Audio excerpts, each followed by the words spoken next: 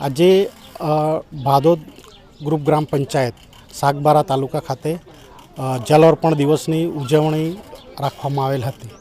જલ અર્પણ દિવસની ઉજવણી એટલે આપણે જે કંઈ ગામના પીવાના પાણીની જે કંઈ મિલકતો છે એ મિલકતો એક જનભાગીદારીથી લોકભાગીદારીથી અને લોકો દ્વારા ચલાવવામાં આવે, નિભાવવામાં આવે અને એની જાળવણી કરવા માટે એનો એક ખાસ હેતુ છે।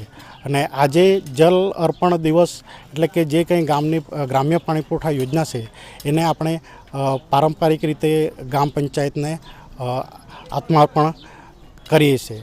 હવે પછી જે કંઈ ગ્રામ્ય પાણી પુરવઠા યોજના છે ને જેનું સંચાલન, મરામત, નિભાવણી ગ્રામ પંચાયત દ્વારા કરવામાં આવશે।